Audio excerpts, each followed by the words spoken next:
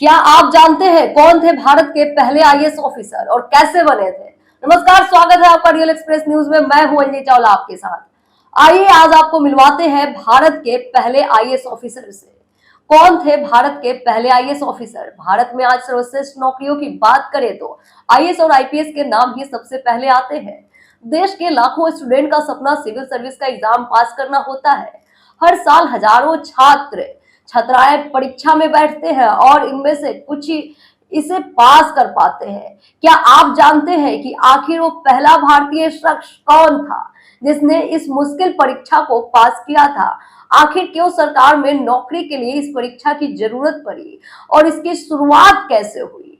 इसलिए हम आपको इनके जवाब देते हैं। भारत में सिविल सर्विसेज एग्जाम की बात करें तो सिविल सर्विसेज एग्जाम की शुरुआत साल 1854 में हुई और अंग्रेजों ने इसकी शुरुआत की थी। ईस्ट इंडिया कंपनी के लिए काम करने वाले सिविल सर्वेंट को पहले कंपनी के निदेशक द्वारा नामित किया जाता था।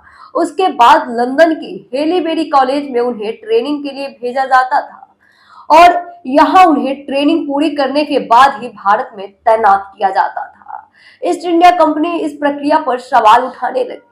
इसके बाद ब्रिटिश संसद की सिलेक्ट कमेटी की लॉर्ड मैकूले रिपोर्ट में एक प्रस्ताव पेश किया गया। इसके तहत भारत में सिविल सर्विसेज में चयन के लिए एक मेरिट पर आधारित परीक्षा कराई जाए। एक प्रतिस्पर्धी परीक्षा हो और उसी के आधार पर सही उम्मीदवार का चयन हो। इस तरह एक निष्पक्ष प्रक्रिया की शुरुआत की जा सकेगी। इस उद्देश्य के लिए 1854 में लंदन में सिविल सर्विस कमीशन का गठन किया गया। इसके तहत अगले साल परीक्षा की शुरुआत हो गई।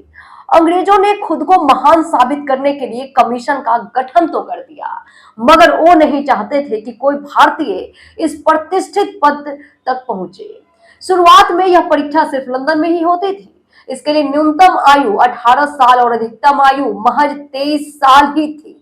भारतीयों को फेल करने के लिए खास तौर से सिलेबस को तैयार किया गया था और उसमें यूरोपीय क्लासिक के लिए ज्यादा नंबर रखे गए थे। अंग्रेज नहीं चाहते थे कि भारतीय ये परीक्षा पास करे।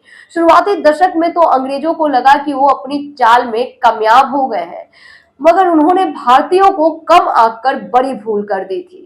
1864 में पहली बार किसी भारतीय ने इस परीक्षा में सफलता हासिल की और उनका नाम था सत्येंद्र नाथ टैगोर। जी हाँ, इस परीक्षा को पास करने वाले पहले भारतीय थे। वो महान रविंद्रनाथ टैगोर के भाई थे। इसके बाद कामयाबी की सिलसिला चल निकली। 3 साल बाद 4 भारतीयों ने एक साथ यह परीक्षा पास की। यही नहीं, भारतीयों को 50 साल से ज्यादा समय तक इस बात के लिए संघर्ष करना पड़ा कि यह परीक्षा लंदन के बजाय भारत में हो।